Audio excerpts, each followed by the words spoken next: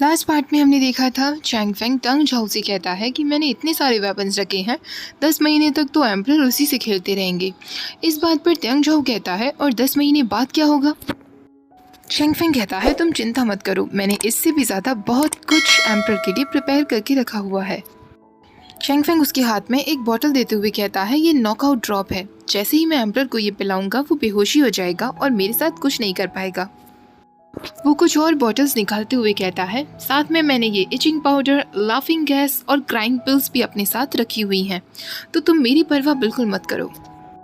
अगर तुम्हारे नेफ्यू ने मुझे ज़रा सी भी फोर्स करने की कोशिश की तो मैं उसके साथ कुछ ऐसा करूँगा कि वो सीधा हिल जाएगा।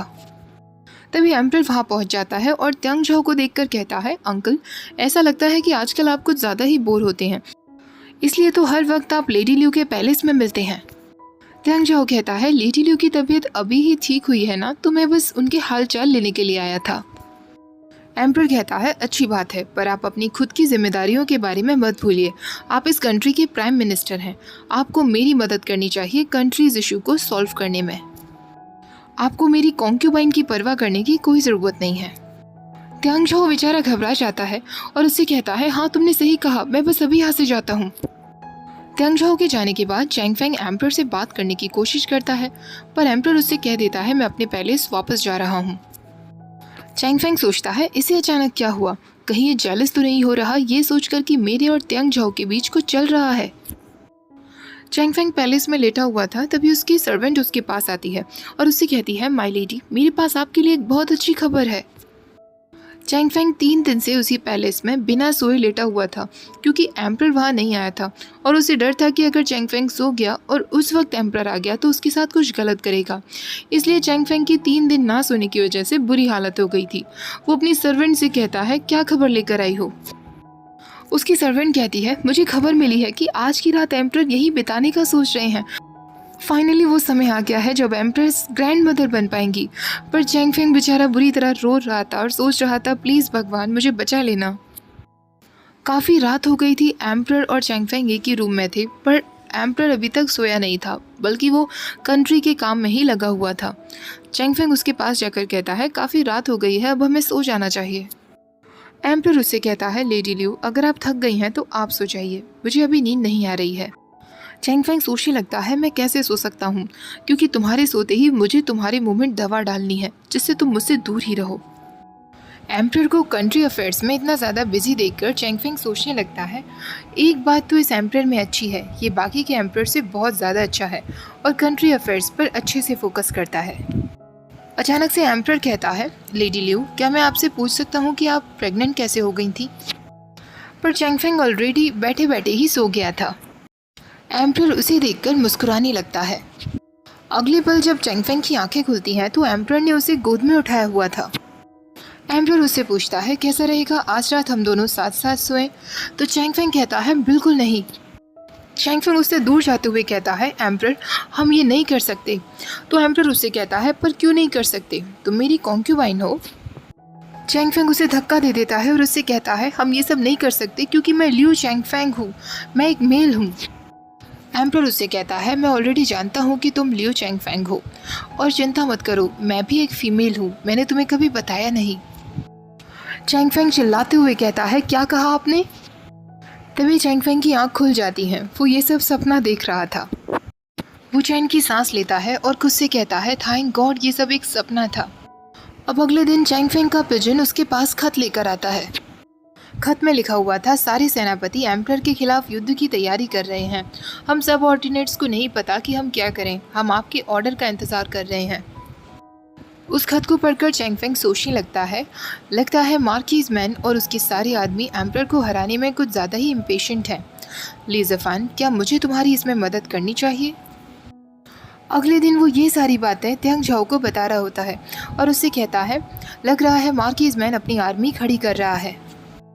तंग झाओ कहता है ये सच में खतरे की बात है, क्योंकि अभी हमारे पास इतनी आर्मी नहीं कि हम लड़ाई कर सकें। अब चैंग फेंग उससे कहता है तुम्हें ली ज़फ़ान से इतना ज़्यादा डर लग रहा है कि तुम इस तरह छुपकर मुझसे बातें कर रहे हो। तंग झाओ कहता है मैं तो बस यहाँ कंट्री अफेयर्स के बारे में डिस्कस करने आया था, मुझे क्यों किसी से डर लगेगा। चैंगफेंग उससे कहता है, तुम आधे तालाब में डूबे हुए हो और इस तरह मुझसे बातें कर रहे हो, क्या तुम्हें ठंड नहीं लग रही है? त्यांग झाओ कहता है, मैं बस नहीं चाहता कि मेरे नेफ्यू को हम दोनों को लेकर किसी भी तरीके की मिसअंडरस्टैंडिंग हो। तभी एम्पर वहाँ पहुँच जाता है और कहता है, लेडी लियू आप किससे बातें कर रही हैं? त्यांग झाओ तुरंत पानी में छुप जाता है, पर एम्पर को तुरंत पता चल जाता है कि तालाब में कोई है। एम्पर वहाँ पास जाकर कहता है, मैं सोच रहा था कि अंकल मैंशन में क्यों नहीं है, तो अंकल यहाँ पानी में तैर रहे हैं। अंकल क्या आप भूल गए हैं मैंने उस दिन आपसे क्या कहा था? तभी चैंगफेंग कहता है, प्राइम मिनिस्टर यहाँ सेनापतियों की जो रिसेंट एक्टिविटीज़ हो रही हैं उसके बारे में मुझसे डिस्कस करने के लिए आए थे। एम्पर कहता है, मैं भी इसी बारे में डिस्कस करने आया था, तो आपने इस बारे में क्या सोचा है अंकल?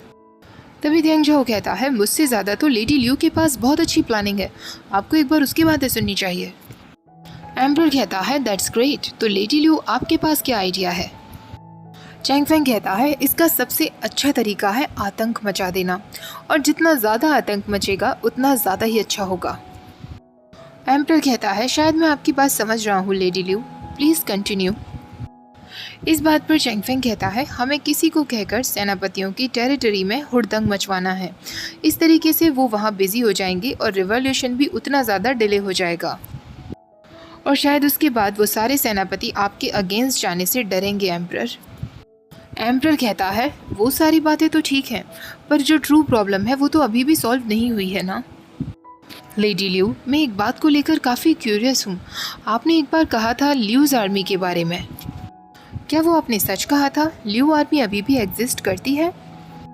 चैंगफेंग कहता है, नहीं, वो तो बस मैं मार्किस मैन को बेवकूफ़ बनाने के लिए कह रहा था, ल्यूज़ आर्मी अब एग्जिस्ट नहीं करती। एम्पर कहता है, ठीक है, पर याद रखिएगा आप मेरी कॉन्क्यूबाइन हैं और आपके पास कोई रीज़न नहीं है इस तरीके की आर्मी के बारे में मुझसे छुपाने का। या तो सिर्फ एक ही रीज़न हो सकता है लेडी लियू, आप यहाँ किसी मकसद से आई हैं और मुझसे कुछ चुराना चाहती हैं। चैंगफेंग कहता है, ये सारे काम तो मैन के होते हैं, मैं तो बस एक कमज़ोर सी लेडी हूँ, मैं कैसे आपसे पंगा ले सकती हूँ एम्परर? तभी एम्परर कहता है, अब जब मैं आपको इतना नज़दीक से देख रहा हूँ लेडी लियू, तो मुझे लगता है आप बहुत हद तक अपने भाई चैंगफेंग जैसी दिखती हैं। त्यांग झाओ कहता है, तुमने सही कहा, अगर वो मैन गाउन पहन ले तो बिल्कुल मेल लगेगी। तभी एम्परर कहता है, अगर हम लेडी लियू को लियू चैंगफेंग का भेस दे दें तो किसी को पता नहीं चलेगा कि ये लेडी लियू हैं और हम लोगों को बेवकूफ़ बना सकते हैं। अगले दिन एम्परर के पास वही मार्किस मैन का आदमी पहुंचता है और कहता है, एम्परर, मार्किस मैन ने काफ़ी सारे सेनापतियों के साथ मिलकर उपद्रव मचाना शुरू कर दिया है, आपका इस बारे में क्या कहना है? एम्परर अपने प्राइम मिनिस्टर यानी त्यांग झाओ से कहता है, अंकल क्या आपके पास कोई तरीका है इस मैटर को सॉल्व करने का? त्यांग झाओ कहता है, सॉरी एम्परर, मुझे माफ़ करिएगा, मुझे इस बारे में सोचने का टाइम ही नहीं मिल पाया। तभी एम्परर कहता है, कोई बात नहीं अंकल, अब आपके पास बहुत समय होगा, क्योंकि मैं आपकी जगह किसी और को देने वाला हूँ, अपने एक पुराने दोस्त को। तभी वहाँ अनाउंसमेंट होती है और लियू चैंगफेंग को बुलवाया जाता है। ये वैसे तो ओरिजिनल लियू चैंगफेंग है, पर एम्परर को लगता है कि ये लेडी लियू ही है जो बिल्कुल अपने भाई जैसी दिखती हैं। एम्परर उसके पास जाकर कहता है, लियू चैंगफेंग, आज से तुम हमारे प्राइम मिनिस्टर रहोगे और अंकल की मदद करोगे। मुझे विश्वास है कि तुम हमारे कंट्री मैटर्स को सॉल्व करने में बहुत मदद करोगे। चैंगफेंग कहता है, यस योर मैजेस्टी, मैं अपनी पूरी कोशिश करूँगा। अब त्यांग झाओ चैंगफेंग को प्राइम मिनिस्टर के मैंशन तक लेकर आता है। चैंगफेंग थोड़ा सा इमोशनल हो जाता है क्योंकि ये उसी का पुराना मैंशन था। अब त्यांग झाओ कहता है, मुझे चलना चाहिए। चैंगफेंग कहता है, क्या तुम मेरे साथ थोड़ा समय नहीं बिताना चाहोगे? तो त्यांग झाओ कहता है, बिल्कुल नहीं, मैं नहीं चाहता कि मेरा नेफ्यू और भी ज़्यादा कुछ गलत सोचने लगे। चैंगफेंग अपने मैंशन की तरफ जाकर सोचने लगता है, मैंने कभी नहीं सोचा था कि मैं यहाँ वापस आऊँगा। एम्परर ने इस मैंशन को बिल्कुल नए जैसा बनवा दिया है, पर ऐसा उन्होंने क्यों किया होगा? मुझे क्या पड़ी है, मुझे तो बस अब आराम से रहना है। अब मुझे फाइनली एक लड़की के भेस में नहीं रहना पड़ेगा। ऐसा कहकर वो बेड पर जाकर आराम से लेट जाता है और सोचता है, अकेला रहना सच में कितना अच्छा होता है। तभी पीछे से एम्परर आ जाता है और कहता है, किसने सोचा था कि लेडी लियू एक मेल के कपड़े पहनने के बाद और भी ज़्यादा अच्छी लगेंगी। एम्परर को अपने मैंशन में देखकर चैंगफेंग अचानक शॉक रह जाता है और उनसे कहता है, योर मैजेस्टी, आप यहाँ क्या कर रहे हैं? ओके गाइस, आज का पार्ट मैं यही ख़त्म करती हूँ। जहाँ तक मुझे लगता है शायद एम्परर को पता चल चुका है कि लेडी लियू चैंगफेंग है। एनीवेज आज का पार्ट आई होप आप लोगों को पसंद आया होगा। वीडियो अच्छी लगी हो तो प्लीज़ वीडियो को लाइक शेयर, चैनल को सब्सक्राइब करना मत भूलिएगा। Thank you for watching, bye bye.